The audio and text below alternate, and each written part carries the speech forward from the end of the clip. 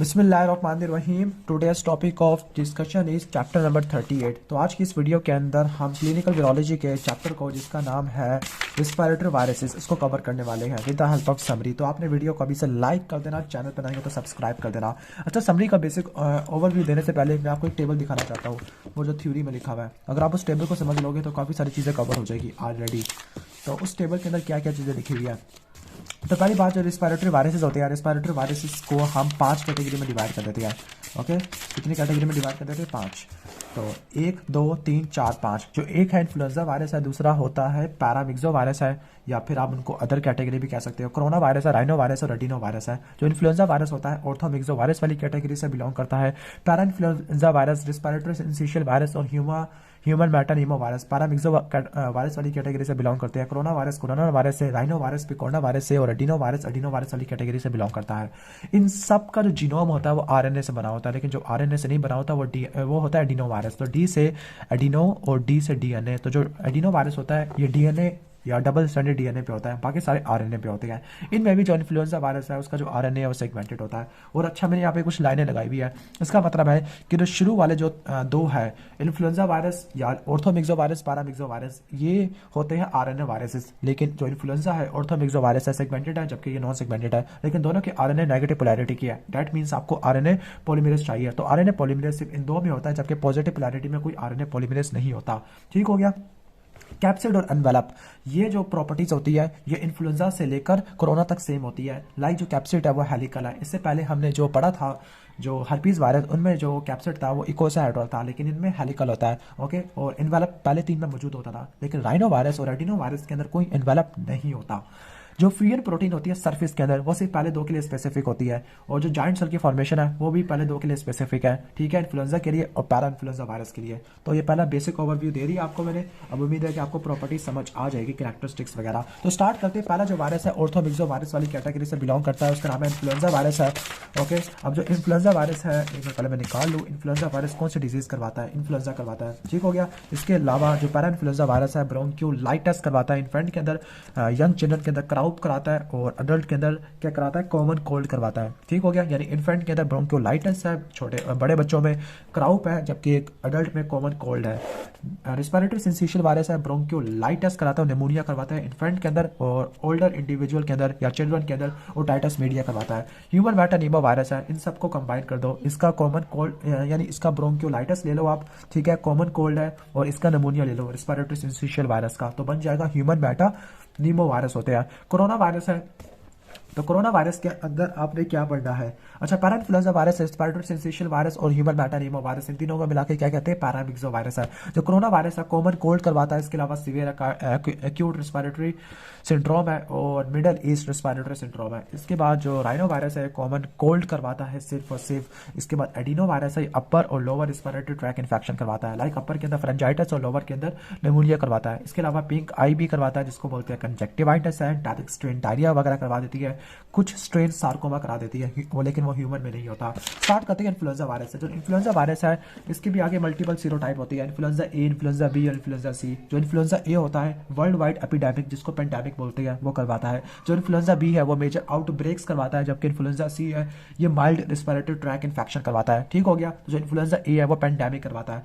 अब कैरेक्टरिस्टिक्स क्या होती है? मैंने आपको पहले कहा था कि ये ऑर्थोमिक्सो वायरस वाली कैटेगरी से बिलोंग करता है। एनवेलप होगा, याद करने की जरूरत नहीं है अगर आपको पैटर्न समझ आ गया है। हेलिकल होगा, यानी ये हर्पीज से ऑपोजिट होते हैं। ओके, हेलिकल है। एनवेलप्ड होगा, यहाँ पे एनवेलप होते हैं। जो नॉन एनवेलप्ड थे, यानी जो एनवेलप जिसमें नहीं था, जो कैप्सिड वाला था, तो वो किन में था? आपको मैंने बताया था, वो राइनो वायरस और एडिनो वायरस उसमें आता था। ठीक है, ओके। तो इन्वेलप वायरस है, हेलिकल न्यूक्लियोकैप्सिड है। इसका आरएनए सेगमेंटेड होता है, सिंगल स्ट्रैंडेड आरएनए होता है, लेकिन वो नेगेटिव पोलैरिटी का होता है। दैट मींस कॉम्प्लीमेंट्री सीक्वेंस होता है एमआरएनए से, और इसको विरियन पॉलीमरेज चाहिए होता है। ठीक है, जो इसके जो 2 मेजर एंटीजेंस होते हैं, हिमाग्लूटिनिन और न्यूरामिनिडेज, वो सेपरेट स्पाइक्स के ऊपर पड़े हुए होती है। सेपरेट स्पाइक्स के ऊपर पड़े हुए होते हैं और इसकी जो मल्टीप्लिकेशन है वो साइटोप्लाज्म में होती है। अब इसकी जो एंटीजेनिक वेरिएशन होती है वो इन दो प्रोटीन की वजह से होती है, हेमाग्लूटिनिन और न्यूरामिनिडेज, जो कि डिफरेंट स्पाइक्स के ऊपर पड़ी हुई होती है। यानी जो इन्फ्लुएंजा ए वायरस है ये इसकी एंटीजेनिसिटी चेंज होती रहती है स्पेसिफिकली और हेमाग्लूटिनिन एंड न्यूरामिनिडेज।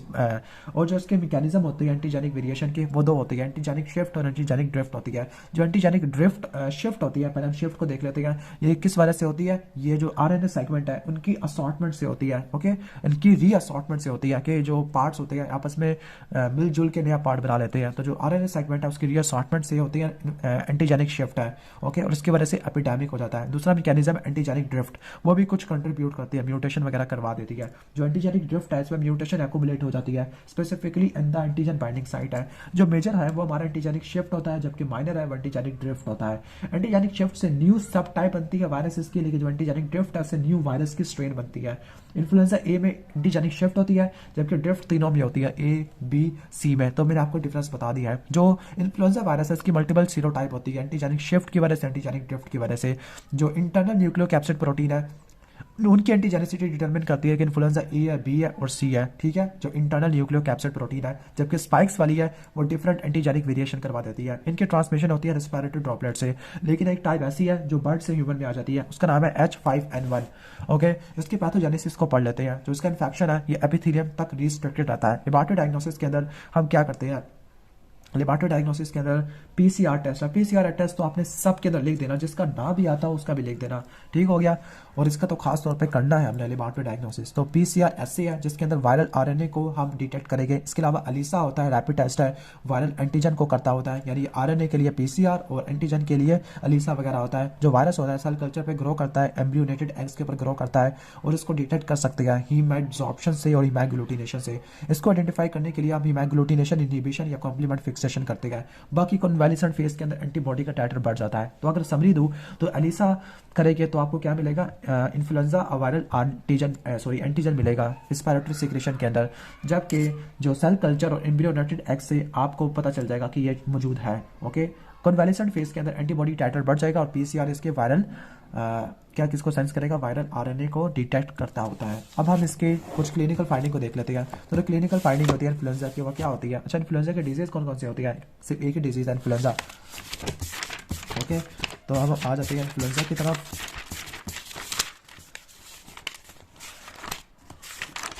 ओके, तो इन्फ्लुएंजा की हम क्लिनिकल फाइंडिंग को पढ़ लेते हैं। इसका इंक्यूबेशन पीरियड 1 से लेकर 2 दिन है, लेकिन ये करना नहीं होता। अच्छा, फीवर होगा, माइल्जिया होगा, ये तो सिमिलर है, सब में देखने को मिलती है। फीवर है, माइल्जिया है, कफ होती है। इसकी वजह से राई सिंड्रोम भी हो सकता है। राई सिंड्रोम हमने कहा था कि इन्फ्लुएंजा बी की वजह से होता है और किससे होता है? और ये चिकन पॉक्स से होता है। चिकन पॉक्स इससे होता है, वेरिसिला की वजह से होता है, स्पेसिफिकली उन चिल्ड्रन के अंदर जो कि एस्पिरिन को यूज़ कर रहे होते हैं। तो फीवर, माइल्जिया, मसल पेन होता है, सोर थ्रोट है, तो ये इसके क्या होती है? कॉमन फाइंडिंग्स होती है। ठीक है, जो इसके सिम्टम होते हैं वो 4 से लेकर 7 दिन तक परसिस्ट रहते होते हैं, लेकिन जो इन्फ्लुएंजा और बैक्टीरियल निमोनिया होता है वो उसको कॉम्प्लिकेट कर सकता है। और जो इन्फ्लुएंजा की वेल नाउन कॉम्प्लिकेशन क्या हो सकती है? यानी निमोनिया हो सकता है। जो निमोनिया स्टेफिलोकोकस ऑरियस या स्ट्रेप्टोकोकस निमोनिया, इन दो की वजह से हो सकता होता है। ओके, तो ये तो हो जाएगा हमारा टेस्ट। इसके बाद हम आ जाते हैं नेक्स्ट। ट्रीटमेंट हमने करना नहीं होता, प्रिवेंशन भी नहीं करनी होती।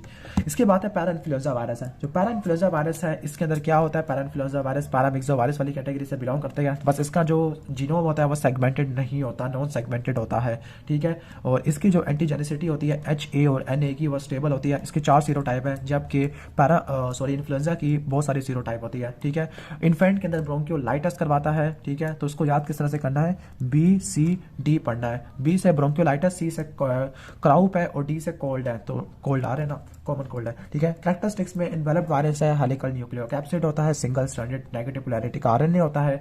आरएनए पॉलीमरेज होता है क्योंकि नेगेटिव पोलैरिटी या रेस्पिरेटरी ड्रॉपलेट से फैलेगी, सारे के सारे रेस्पिरेटरी ड्रॉपलेट से फैलेंगे।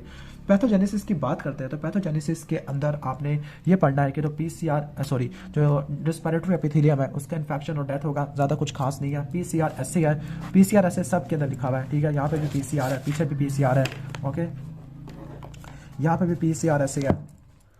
ओके, तो आप एक बात लिख सकते हो इन सब के ऊपर, चैप्टर के ऊपर जो PCR होता है वो सब में किया जाता है। ठीक है, और एंटीबॉडी टाइटर इन द कन्वालिसेंट फेज है, ये भी देखा जाता है कुछ के अंदर। लेकिन जो PCR है सब के अंदर कॉमन है, तो मैंने पहले से लिखा हुआ है, ठीक हो गया। ओके, और यहाँ पर 6, 11, 16, 18 यहाँ पे कुछ बात लिखी हुई है, ये वैक्सीन की लिखी हुई है। ओके, तो अब हम आते हैं पैरा इन्फ्लुएंजा की बात। रिस्पिरेटरी सिंसेशियल वायरस है, ये ब्रोंकियोलाइटिस निमोनिया करवाता है इन्फेंट के अंदर, वो भी इन्फेंट के अंदर ब्रोंकियोलाइटिस करवाता था, और बड़ों के अंदर या ओल्डर चिल्ड्रन के अंदर ओटाइटिस मीडिया करवाता है। करैक्टरिस्टिक्स क्या होती है? करैक्टरिस्टिक्स ये है कि एनवेलप वायरस है जिसका हेलिकल न्यूक्लियोक एसिड होता है और एक सिंगल स्टैंडर्ड नेगेटिव पोलैरिटी का आरएनए होता है, सेम प्रॉपर्टी है। लेकिन अगर आप इसको दूसरे पैरामिक्सो वायरस से कंपेयर करोगे तो इसके पास जो फियर प्रोटीन होती है वो सरफेस स्पाइक्स पे होती है। क्या होती है? सरफेस स्पाइक्स पे होती है। इसके पास कोई हाइलोयूरेनिक एसिड हाइलोयूरेनिक एसिड नहीं, मैग्लूटिन दे रहा है, ये नहीं होता। और इसकी 2 सीरोटाइप होती है, इसकी 4 सीरोटाइप थी, ठीक है। तो इसका इन्फेक्शन होता है लोअर रिस्पिरेटरी ट्रैक्ट तक रिस्ट्रिक्टेड होता है, वहाँ पर ये ब्रोंकियोल की इन्फ्लेमेशन और नमूनिया की इन्फ्लेमेशन कराएगा, और टाइटस मीडिया भी करवा सकता होता है। ओके, इस केस में सबसे इंपॉर्टेंट चीज़ है वो है मल्टी न्यूक्लिएटेड जाइंट सेल। इससे पहले मल्टी न्यूक्लिएटेड जाइंट सेल हम पढ़ते थे हर्पीस के अंदर, लेकिन यहाँ पे मल्टी न्यूक्लिएटेड जाइंट सेल आ गया है। बाई वायरल फ्यूजन प्रोटीन है। लेबोरेटरी डायग्नोसिस के अंदर PCR है, सबके लिए रट्टा मार लो, अनीसा वगैरह भी इसमें लिख देना, ठीक है। मल्टी न्यूक्लिएटेड जाइंट सेल होते हैं, उनको देखने के लिए आप फ्लोरेसेंस एंटीबॉडी टेस्ट वगैरह करते थे पीछे। इसके बाद ह्यूमन मेटानीमो वायरस है, ब्रोंकियोलाइटिस है, नमूनिया है और कॉमन कोल्ड करवा देता है। एनवेलप वायरसेस है, सारी वही प्रॉपर्टी होती है जो पहले आपको बता चुका हूँ। इसके पास भी फ्यूजन प्रोटीन होती है, वो भी मल्टी न्यूक्लिएटेड जाइंट सेल की प्रोडक्शन करवाती है। इसके 2 सीरोटाइप है, यानी ये रिस्पिरेटरी सिंसेशियल वायरस का छोटा भाई है।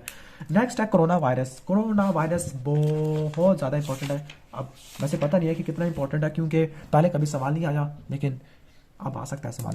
तो कोरोना वायरस इसके 3 डिजीज होते हैं, common cold, severe acute respiratory syndrome है और मिडल ईस्ट रेस्पिरेटरी सिंड्रोम होती है। कैरेक्टरिस्टिक्स में एनवेलप वायरस होता है, क्योंकि कोरोना वायरस बिल्कुल दरमियान में खड़ा हुआ है। तो एनवेलप वायरस है, हेलिकल न्यूक्लियोक एसिड है, सिंगल स्टैंडर्ड होता है, लेकिन पॉजिटिव पोलैरिटी का आरएनए होता है। जब पॉजिटिव पोलैरिटी का है, दैट मीन्स कि इसके पास कोई विरियन पॉलीमरेज नहीं होगा, और इसकी 2 सीरोटाइप होती है। कितनी सीरोटाइप होती है इसकी? सिर्फ 2 सीरोटाइप होती है। ओके, और कुछ बुक्स कहती है कि जो कोरोना वायरस है गैस्ट्रोएंटेराइटिस भी करवा देता है, तो चलो मैं मानता नहीं, लेकिन आगे चलते हैं। अब कोरोना वायरस की पैथोजेनेसिस किस तरह से होती है? ट्रांसमिशन तो रिस्पिरेटरी ड्रॉपलेट से होती है, लेकिन जो उसका इन्फेक्शन होता है ये mucosal cell of upper respiratory tract तक रिस्ट्रिक्टेड होता है। जो वायरस होता है ये बाइंड करता है एंजियोटेंसिन कन्वर्टिंग एंजाइम ACE2 पर, जो कि नीमोसाइड के ऊपर पड़े हुए होते हैं। बाइंड करने के बाद नीमोसाइड में एंटर होगा, मशीनरी को यूज करेगा, और फिर जो कोविड-19 होता है हाइपर कोएगुलेबल स्टेट करवा सकता है, जिसकी वजह से स्ट्रोक है, MI और किडनी फेलियर हो सकती है। अब इसकी क्लिनिकल फाइंडिंग इंपॉर्टेंट है, इसकी स्पेसिफिक है क्लिनिकल फाइंडिंग, और हमने याद करनी है। तो कोरोना वायरस की जो क्लिनिकल फाइंडिंग होती है, अगर हम आते हैं कोरोना वायरस वाले टॉपिक की तरफ,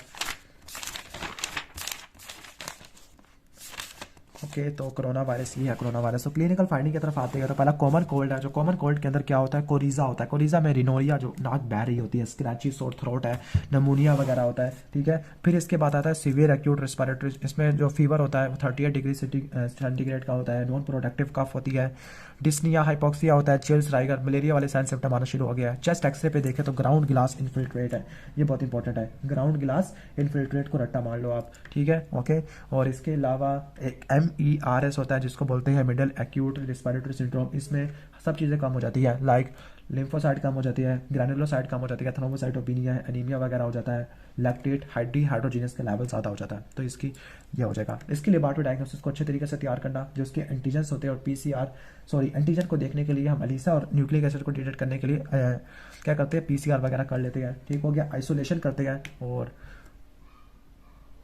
और लास्ट है कि जो कन्वालिसेंट फेज में एंटीबॉडी का टेस्ट देखते हैं, उसमें एंटीबॉडी का टाइटर बढ़ जाता है। ओके, अब इसकी बात है राइनो वायरस। राइनो वायरस इतना इंपॉर्टेंट नहीं है जितना एडिनो वायरस होता है, लेकिन सबको ही हमने कवर करना है। तो राइनो वायरस कॉमन कोल्ड करवाता है। अब ये वाला नेकेड है, एडिनो वायरस ये भी नेकेड होता है, ठीक है। ओके, नॉन एनवेलप होता है। अब इनके अंदर होता ये है कि जो सिमेट्री होती है वो चेंज हो जाती है। लाइक एडिनो वायरस के अंदर इकोसा हेड्रल हो जाती है, लीनियर डबल स्ट्रैंडेड है, यानी ये रिजेंबल करना शुरू कर देता है हर्पीस वायरस को। बस वो हर्पीस वायरस जिसका कोई कपड़ा ही नहीं है, नॉन एनवेलप है, नेकेड है, ठीक है। तो उसकी ट्रांसमिशन रिस्पिरेटरी ड्रॉपलेट से होती है, स्पेसिफिकली आयोट्रोजेनिक भी हो सकती है आई डिजीज में, या फीकल ओरल ट्रांसमिशन भी हो सकती है एंटेरिक स्ट्रेन में। इसके डिजीज की बात करते हैं तो फिर एडिनो वायरस अपर और लोअर रिस्पिरेटरी ट्रैक इन्फेक्शन कराता है, लाइक अपर में फरेंजाइटिस और लोअर में निमोनिया करवाता है, पिंक आई है, एंटेरिक स्ट्रेन डायरिया वगैरह करवा सकती है। कुछ स्ट्रेन ऐसी होती है जो सार्कोमा करवा देती है जानवरों के ऊपर। ओके, जो वायरस होता है एपिथेलियम ऑफ रिस्पिरेटरी ट्रैक और आइस को इन्फेक्ट करता है। एक्यूट इन्फेक्शन के बाद परसिस्टेंट लो ग्रेड स्टेट होती है। लेबॉरेटरी डायग्नोसिस के अंदर पीसीआर है और साइटोपैथिक है। ये बिल्कुल वही है जो आपने हर्पीस वाले के अंदर पढ़ा था। जो लाइव वैक्सीन होती है वो 3, 4 और 7 की होती है। 3+4=7। जो लास्ट है वो राइनो वायरस है जो कॉमन कोल्ड करवाता है। वही सारी चीज़ें जो पहले आपको बता चुका था, ठीक है। लेकिन ये जिस कैटेगरी से बिलोंग करता है वो पिकोरना वायरस है। और दूसरे पिकोरना वायरस है जिसमें पोलियो वायरस है, कॉक्सिकी वायरस है और ईचो वायरस है, वो स्टोमक एसिड से रेजिस्टेंट होते हैं। और इसका निमोनिक CEP या CPE से रट्टा मार लो।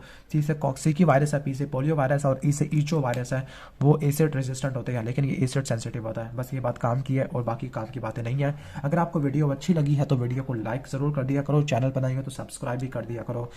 मिलते हैं नेक्स्ट वीडियो में, तब तक के लिए अल्लाह हाफिज़।